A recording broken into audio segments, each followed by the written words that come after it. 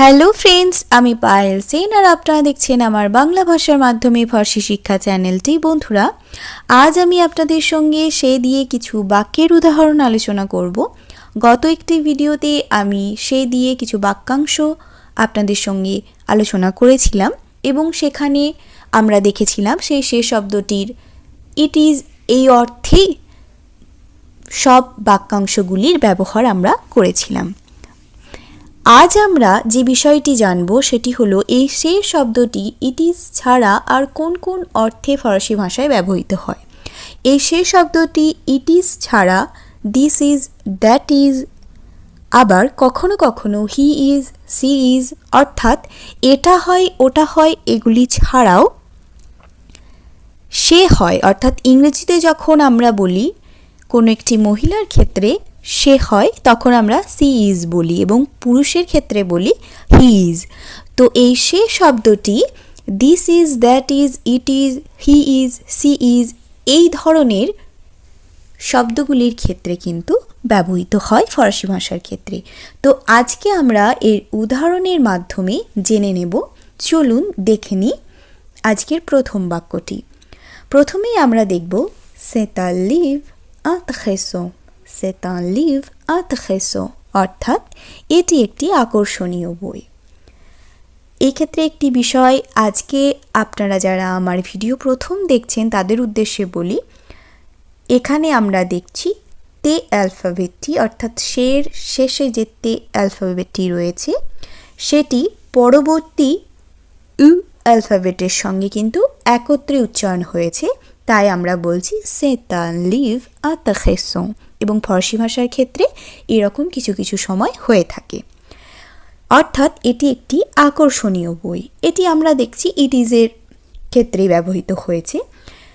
দ্বিতীয় বাক্যে আমরা দেখব c'est un film formidable, c'est un film formidable অর্থাৎ এটি একটি চমৎকার চলচ্চিত্র। এর পরবর্তী বাক্যে আমরা দেখব c'est une conférence importante, c'est une conférence importante অর্থাৎ এটি একটি গুরুত্বপূর্ণ সম্মেলন। c'est une conférence importante অর্থাৎ এটি একটি গুরুত্বপূর্ণ সম্মেলন। এরপরে আমরা দেখে নেব পরবর্তী বাক্যগুলি। চলুন দেখে নেওয়া যাক সেই বাক্যগুলি।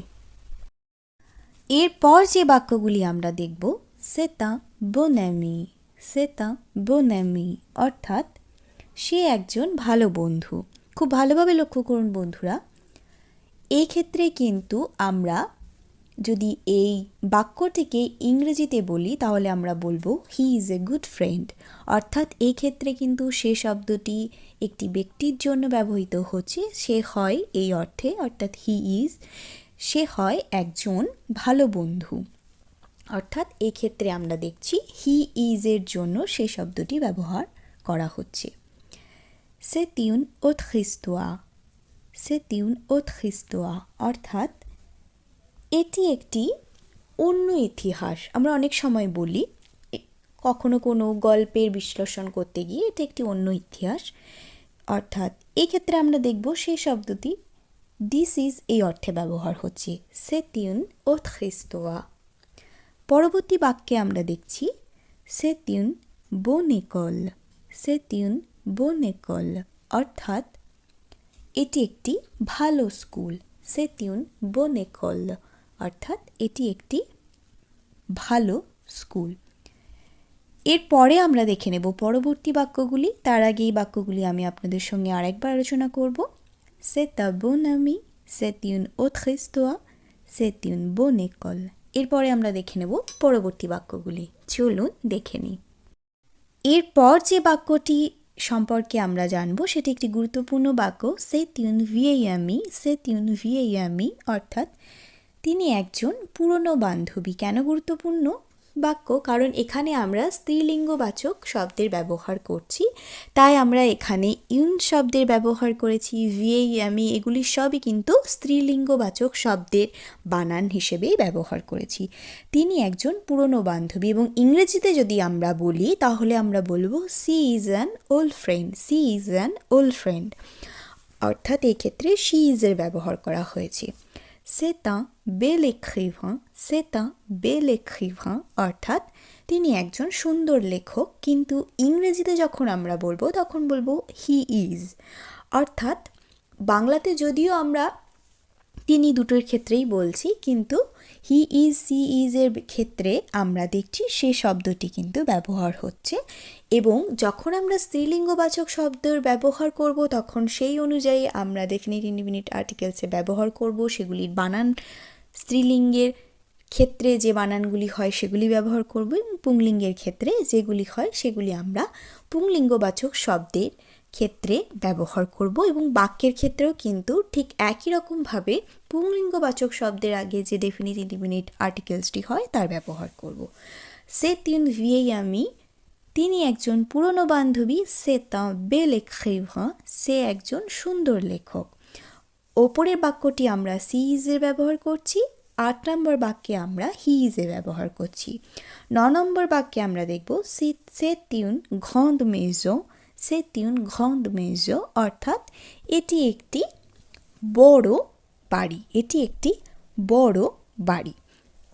এরপরে আমরা দেখে নেব পরবর্তী বাক্যগুলি, চলুন দেখে নেওয়া যাক সেই বাক্যগুলি।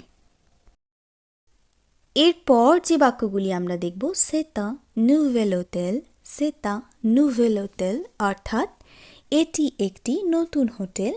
c'est une jeune fille, c'est une jeune fille অর্থাৎ তিনি একজন অল্পবয়সী মহিলা, বা আমরা বলতে পারি তিনি একজন যুবতী। c'est un petit bois, c'est un petit bois অর্থাৎ এটি একটি ছোট motor. c'est un nouvel hôtel, c'est une jeune fille, c'est un petit bois, c'est un nouvel hôtel, c'est une jeune fille, c'est un petit bois। তাহলে বন্ধুরা, আমরা দেখে নিলাম এই আজকের ভিডিওটিতে যে এই শেষ শব্দটি কিভাবে this is, that is, it is, he is, she is এই শব্দগুলির ক্ষেত্রে ব্যবহার করা হচ্ছে, এবং ফরাসি ভাষার ক্ষেত্রে আমরা এই শব্দটি অর্থাৎ শেষ শব্দটি ইংরেজি শব্দ this is, that is, it is, he is, she is এই শব্দগুলির ক্ষেত্রে কিন্তু ব্যবহার করতে পারি, কিন্তু অবশ্যই সেগুলিকে আমাদের সঠিক উপায়ে ব্যবহার করতে হবে। আশা করি আজকের ভিডিওটিও আপনাদের কাছে খুবই উপকৃত একটি ভিডিও হবে, এবং আমার ভিডিও যদি আপনাদের ভালো লেগে থাকে তাহলে অবশ্যই আমার চ্যানেলটিকে সাবস্ক্রাইব করে দিতে হবে, এবং প্রচুর পরিমাণে লাইকস করতে হবে, কমেন্ট করতে হবে। আপনারা কে কোথা থেকে আমার ক্লাস দেখেন অবশ্যই আমাকে কমেন্টে জানাবেন। আপনারা আমার সাথে থাকবেন, পাশে থাকবেন, কারণ আপনারাই আমার অনুপ্রেরণা, এবং প্রচুর পরিমাণে শেয়ার করে দেবেন আমার চ্যানেলটি, যাতে আপনার মতো আপনার বন্ধুরাও খুব সহজে বাড়িতে বসে বাংলা ভাষার মাধ্যমে ফরাসি শিখে উপকৃত হতে পারে। আপনারা ভালো থাকবেন, সুস্থ থাকবেন। আজকের মতো টাটা, খুব শীঘ্র নিয়ে আসছি আরেকটি ভিডিও।